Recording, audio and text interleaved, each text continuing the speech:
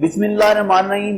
एक बहुत बड़ा अहम जो है क्वेश्चन जो मेरे ज़हन में भी है और आपके ज़हन में भी होगा कि सऊदी अरब और अमेरिका के तल्लुकात अब पहले जैसे नहीं रहे और उसकी बहुत सी वजूहात हैं। एक तो ट्रंप जो है वो बहुत ज़्यादा सऊदी अरब के साथ रहे हैं और अब जो है वो वाज़ेह तब्दीली आ चुकी है। जो बाइडन जो है वो सऊदी अरब को अपने लिहाज से उसके साथ तल्लुकात चलाना चाहती हैं। तो ये जो मैं आज आपको वीडियो बनाने जा रहा हूँ इस सिलसिले में एक बहुत ज़बरदस्त ये है और बहुत सी मालूमात आपको देगी।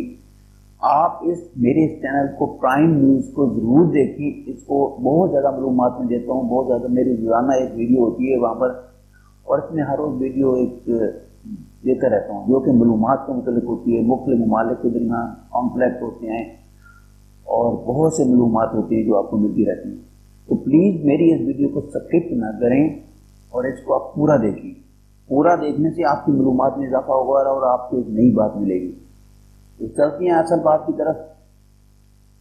एक बात यह है कि सऊदी अरब और अमेरिका के तल्लुकात अब मजीद जो है वो नए अंदाज में ढलने जा रहे हैं। तो वो नए अंदाज क्या है उसी से मैं अभी बात करते हैं। अमेरिका की नई इंतजामिया ने एक मरतबा फिर वाज़ेह अंदाज में इशारे दिए हैं कि वो मशरक़ वस्ती के हवाले से सदर डोनाल्ड ट्रंप की पॉलिसी से कैसे अपने आप को बचाएंगे। व्हाइट हाउस की प्रेस सेक्रेटरी जेन पास्की ने कहा है कि सदर जो बाइडन मशरक़ वस्ती में अमेरिका से करीबी इत्तेहादी सऊदी अरब से अमेरिका के तल्लुकात का सचमुच जायजा लेंगे।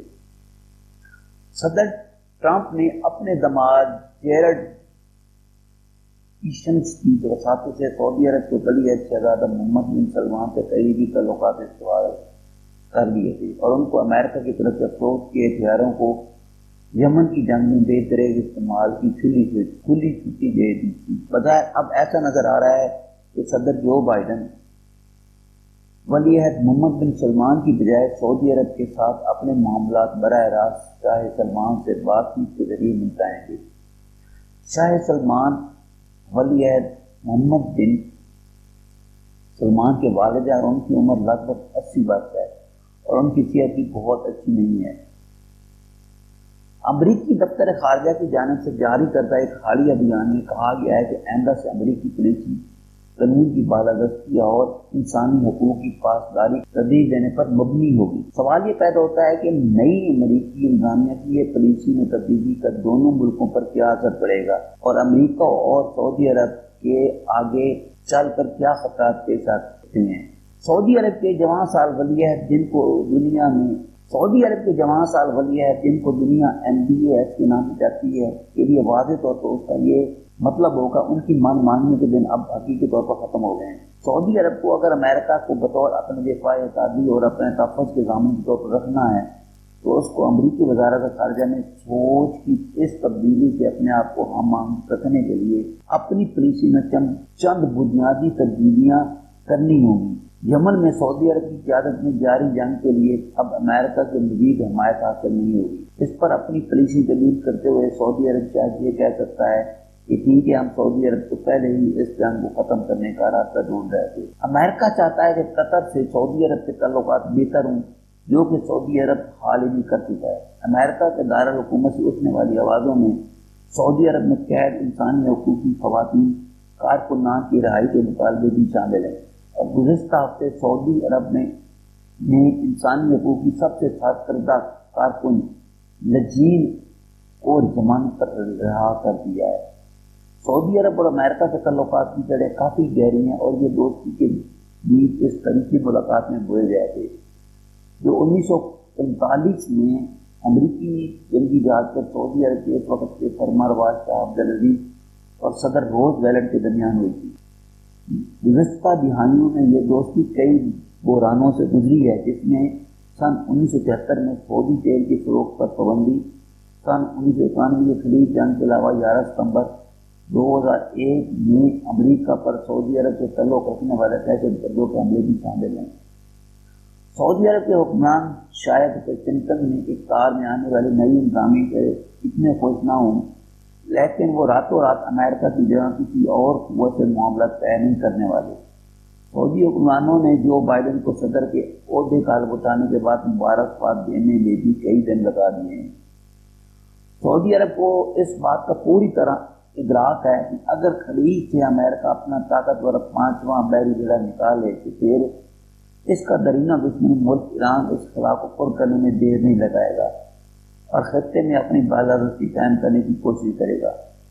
فی الوقت جو بائیڈن کی انتظامیہ نے سعودی عرب کو یہ یقین دہانی کروائی ہے وہ اس کو بیرونی حملوں سے محفوظ رکھنے میں پوری مدد کرے گا، اور یہ کہ امریکہ حوثی باغیوں کی طرف سے ڈورمن حملے کو ناکام بنانے میں تعاون جاری رکھے گا۔ شاہ سلمان اب بہت بڑے ہو چکے ہیں اور اپنی صحت کی وجہ سے وہ امور سلطنت چلانے میں اتنی سرگرمی سے حصہ نہیں لے سکتے، لہذا امریکہ کو نہ چاہیے کہ آنے والے برسوں میں بلکہ بیانی میں ولی عہد محمد بن سلمان سے ہی معاملہ طے کرنے ہوں گے۔ محمد بن سلمان کی طاقت ہی نہیں رہی اور سعودی سچ کی کو قتل کروانے میں ان کے کردار کے بارے میں شکوک و شبہات پائے جاتے ہیں۔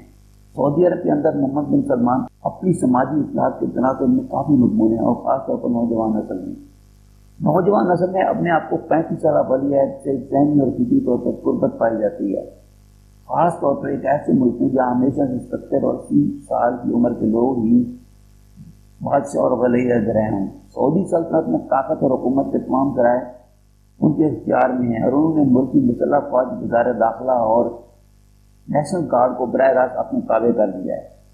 انتہائی چلاکی سے انہوں نے اپنے راستے کی تمام رکاوٹوں کو صاف کر دیا ہے، جن میں سابق وزیر داخلہ اور سابق ولی عہد پرنس محمد بن نائف خود بھی شامل ہیں، جنہیں امریکہ مستقبل میں سعودی عرب کے حکمران کے طور پر دیکھنا چاہتا تھا۔ محمد بن سلمان نے سن 1917 میں بڑی مہارت سے ان کو ولی عہد اور وزارت داخلہ سے ہٹا دیا تھا۔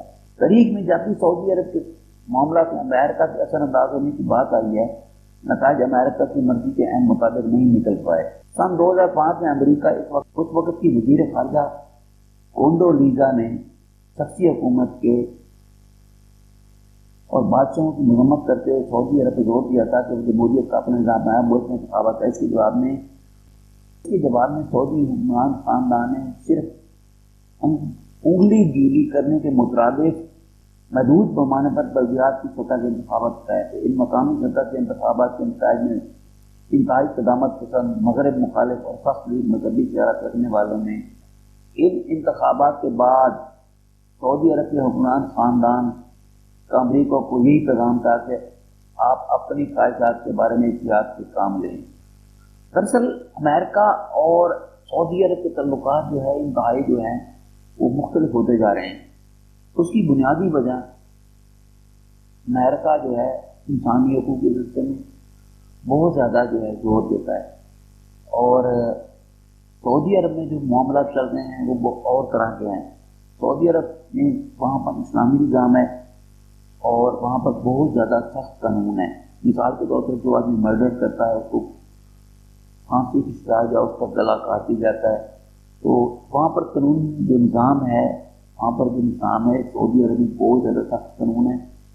تو اس لحاظ سے امریکہ کی پالیسی یہ ہے کہ وہاں پر بھی لبرلزم ہونا چاہیے، لیکن یہ جو چیزیں ہیں، یہ جو باتیں ہیں، دوسرے ممالک جو اسلامی ممالک ہیں اس بات کو پسند نہیں کرتے کہ سعودی عرب جہاں پر حضور اکرم صلی اللہ علیہ وسلم کو کہتے وہاں پر لبرلزم ہو اور سارے جو مذاہب ہیں اس میں اسلام جو ہے وہ ایسا رہے جیسے دوسرے ممالک میں ہے۔ تو یہ ساری باتیں امریکہ کو پسند نہیں ہیں۔ تو یہ ویڈیو میں نے پرائم نیوز پہ ڈال دی، امید ہے آپ اس کو پسند بھی کریں گے، دیکھیں گے بھی صحیح، اور آپ لائک بھی کریں گے۔ آپ اکثر ویڈیو کو سکپ کر دیتے ہیں، پوری ویڈیو نہیں دیکھتے بھی آج کل سعودی عرب اور امریکہ کے ساتھ کیا چل رہا ہے۔ تھینک یو فار واچنگ، ملیں گے ایک نئی ویڈیو کے ساتھ۔ اللہ حافظ۔